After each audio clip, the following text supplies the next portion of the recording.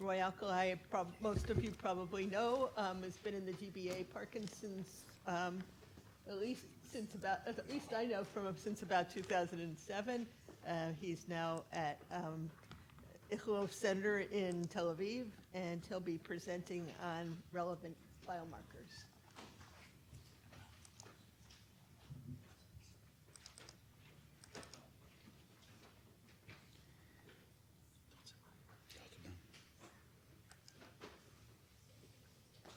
Thank you. Thank you for the organizers for inviting me. I wanted to start by saying that it's probably one of the more stressful crowd to talk to because you're all cited. I wish I could have everybody cited in the 15-minute time allotted to me. And if I have mistakes, you're the people who are going to find it, right? So give me a break. Now, these are my disclosures, and I would like to add 2 disclosures. The first is that I was given only 15 to 20-minute time to talk about biomarkers in GBAPD. If I was given 45 minutes, I could fill it up very quickly.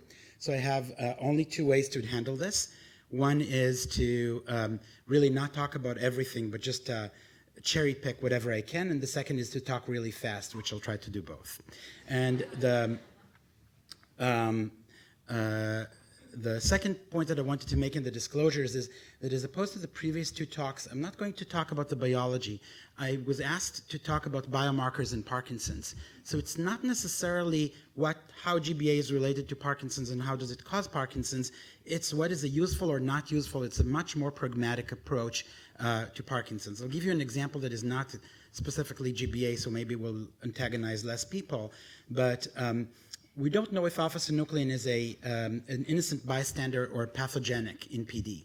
But we probably know that alpha-synuclein aggregation is an excellent biomarker in selected questions.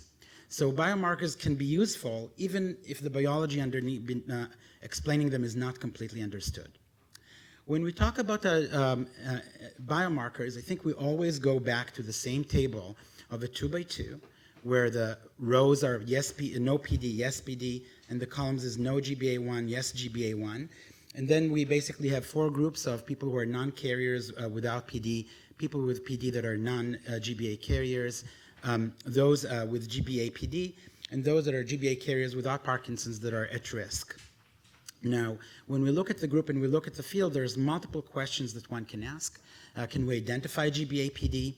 Once we identify GBA-PD, can we look at progression and use progression biomarkers? Target engagement, if we have a drug or an intervention that may cause GBA-PD, can we see if it works or not work, or if at least is it working on the target that it's supposed to work? When we look at people with idiopathic PD, some of them may have a pathophysiology similar to GBA-PD. Can we identify these people? Can we stratify conversion in people? We know that the penetrance of GBA is quite low. Can we identify who are the at-risk individuals that may develop Parkinson's soon? And then when they develop Parkinson's, can we identify it? So as you see, lots and lots of biomarker-related questions. Of course, I have to cherry pick, which I'm going to try to respond to in my talk. So the first thing that I want to talk about is identify GBA-PD, which is something that may sound trivial to people. But the genotyping has evolved a lot in the recent decade, or even more than that. And I would say that if previously people used assays or SNP looking at specific or Sanger sequencing of specific mutations, we understand that the deeper we dive into the GBA gene, the more we do, the better we do with using genotyping as a biomarker for GBA-PD. So genotyping may vary across labs, and also variant calls may vary across labs. So there are variants in GBA that will be called pathogenic in Centogene ROPAD study and not in the PD generation Parkinson's Foundation study. So harmonization is urgently needed, I think, for the field. We're grateful to the hosts that developed this tool that if you don't know it, you should. It's called the GBA-PD browser, looking at the variants and trying in the different variants in GBA to call which variants are pathogenic or not and what's the data about them. I would strongly encourage people who are interested in the genetics of Parkinson's to join this effort of ClinGen, ClinVar. It's FDA-approved panel, the platform that allows and is used as looking at genetics as biomarker. First of all, to see whether a gene is linked to Parkinson's. 7 genes have been curated so far. And then once a gene is curated for Parkinson's, to look at the variants in it in a methodological way, again, FDA approved. So then when pharma gets into clinical trials, they don't need to start reinventing the wheel of which which variants in the gene are included in their intervention and which aren't.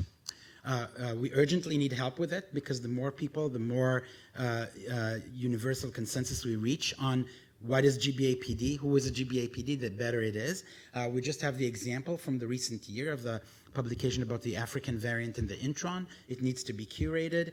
And as you see, the dynamics of what's GBAPD constantly changes. More and more people are called GBAPD. So the second part of the talk, I'm going to talk about the metabolic pathway of glucocerebrosidase and how can we use it for biomarkers. The first, I think, and that's the easiest task, is target engagement. And the second is to maybe identify non-carriers with similar pathophysiology to GBAPD. So just very briefly, luckily Greg and Peter took care of that.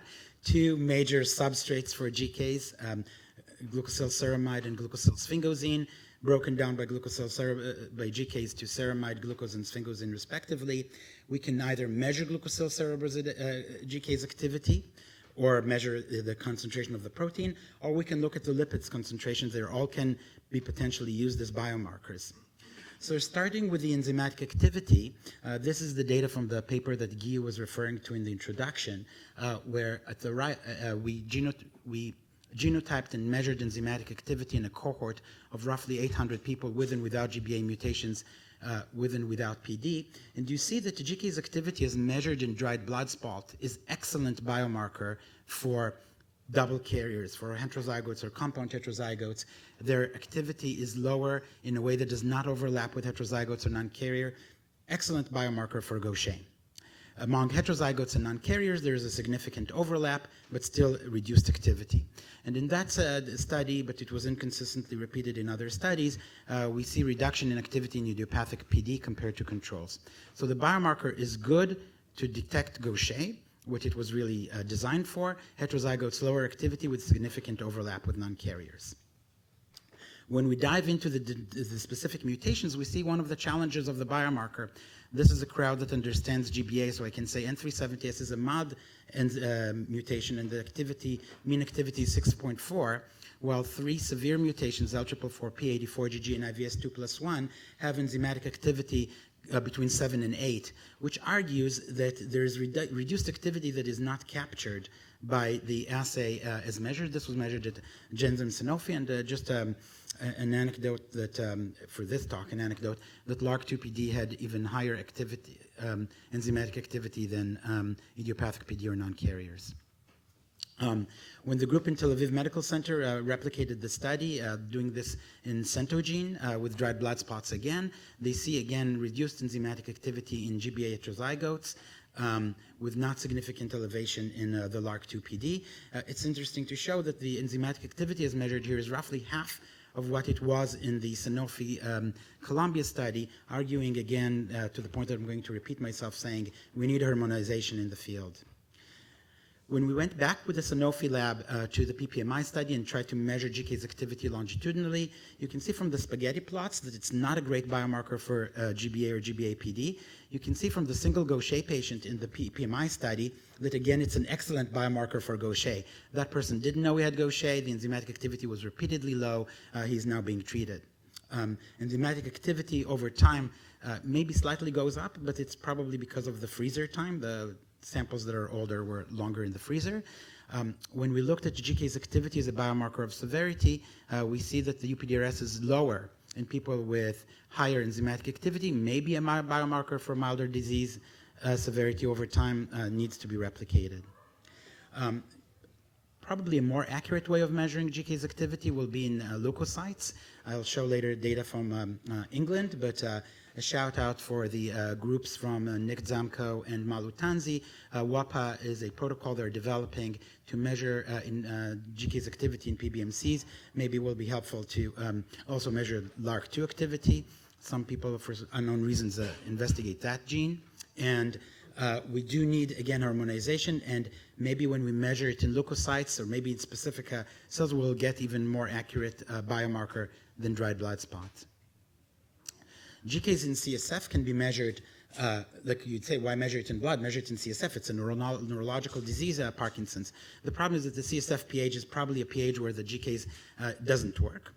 So GK's protein levels or activity are not used to distinguish between neuronal Gaucher and idiopathic and non-neuronal Gaucher, or Gaucher type 1 and type 2. And I encourage, this is the first time I mentioned it, but I'll mention it again and again, we should always go back to the Gaucher literature. If a biomarker isn't good there, it's unlikely to be good in GBA-PD, where the signal is much lower. GK's activity has been shown to be reduced in carriers compared to non-carriers. A lot of work from the Pernetti's lab, and it's maybe also reduced in idiopathic PD compared to his controls. The problem is that we don't know what's the source of the CSF GK's activity, and it's unlikely to be active given the pH of the CSF. So we usually, when I think of biomarkers, we think of us, the researchers, helping clinical trials, but in the biomarkers field, we have a little bit of the opposite, where we learned a lot from the clinical trials. So this is the JAMA Neurology paper from the Tony Shapira's group, looking at ambroxol. Why did it disappear? So CSF activity is reduced with ambroxol, and they were able to measure it. When they looked at the protein level in CSF, it actually went up. So it's actually measurable and useful in clinical trial. It's hard to explain why activity is down and levels are up. And when they measured the GK's activity in blood, they did it in leukocytes. You can see the orange in heterozygotes, the bluish color in non-carriers, and you see significant difference. And the leukocyte GK's activity increased with ambroxol. So those biomarkers can be helpful. To summarize, GK's activity measurement in DBS can be helpful for cohort stratification, unclear for target engagement. Additional harmonization is absolutely needed. CSF may be proxy to CNS, but it's very hard to interpret that because of the pH. We don't know what happens with blood contamination. But we need to go back to the science and remember that brain GK's activity has been shown in multiple studies to be reduced in GBA PD and in idiopathic PD compared to controls, so there is a value in GK's measurements. Going back to the graph now, I'm going to talk about the lipids, glucosylsphingosine and glucosylceramide. It's very clear, and there's, I think, a consensus in the literature. So I doubt anyone would argue with me saying this. Glucosylceramide is much more abundant, easier to measure. Glucosylsphingosine is more toxic and harder to measure. When we measured in a cohort at Columbia, glucosylceramide, glucosylsphingosine, at Frank Hayes' lab, next CEA, and a lot of other lipids, we didn't see a difference between the carriers and non-carriers in any of the lipids besides glucosylsphingosine and glucosylceramide. These are 4 groups that I showed you before, with and without PD, with and without GBA mutations. And to the right, we have a sanity check of Gaucher patients with Parkinson's. We see that there's slight elevation in glucosylceramide, but it is messy. We don't see difference in any other lipids. And we see significant differences in glucosylsphingosine plasma levels between carriers and non-carriers, but it was not significant between those with PD and those without PD. And the levels in Gaucher patients you see are folds higher. Glucosylceramide can be used as a target engagement, as beautifully shown by the work of MOVES PD Venglustat study. Really, when you develop a drug, you want to show such a target engagement where glucosylceramide in CSF goes down as you take more and more of the drug. But of course, we had the MOVES PD study also shown that reducing glucosylceramide did not improve clinically the patients.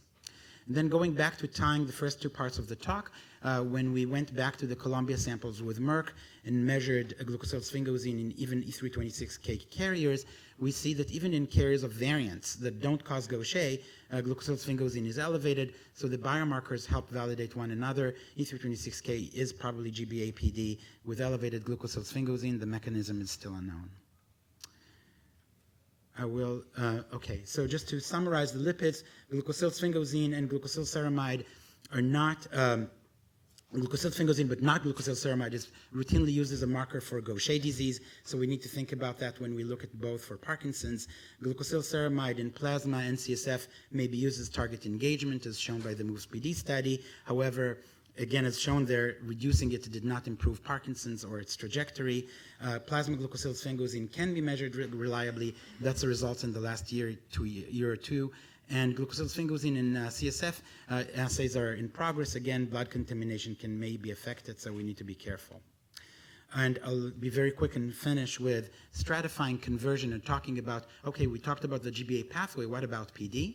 So how can we see who is at risk for Parkinson's among GBA carriers, and when does that happen? And I think the most exciting data are from the aggregation assay. This is from the Lancet Neurology PPMI study led by Andy Sidoroff. And you see here figures where the x-axis is smell, the y-axis is DAT scan, and what's really the outcome that is important is if the dot is dark, which means SAA positive, or unfilled, which is SAA negative. And this is stratified by non-carriers, where you see the vast majority are SAA positive. The LRRK2, where you see some SAA positive and some SAA negative, and GBA, where we can see that this biomarker of SAA is excellent to the point that GBA carriers with Parkinson's will have a positive the GBA carriers with Parkinson's will have a positive SAA assay with a few exceptions. Some of these exceptions were later repeated in an assay that can tell MSA and were found to have multiple system atrophy. Can we use this biomarker to identify GBA carriers about to develop PD? We can't offer a drug or think of a clinical trial for path to prevention when we treat all GBA carriers if only 10% of them or less will ever develop Parkinson's. And here, looking at the staging of Parkinson's that is proposed by the Michael J. Fox, for GBA carriers, the vast majority of the GBA carriers enrolled in the PPMI study were negative for the SAA.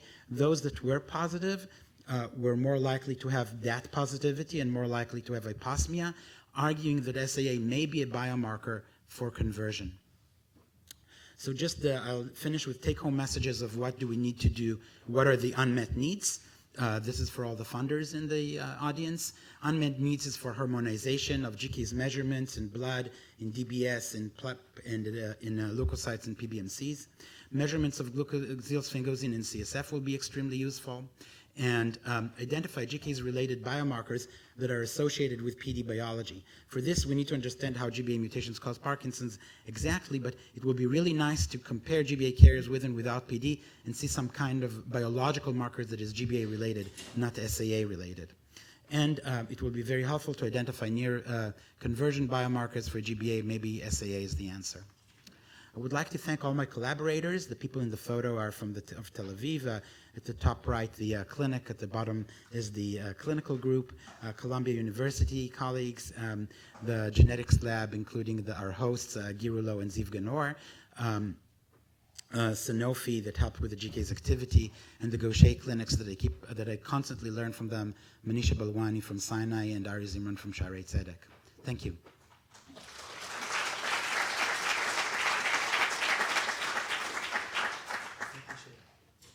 I think we should come for the Q&A. Greg, right? Yeah, coming up. Okay, we have, I think maybe you should take this and I'll... Sure.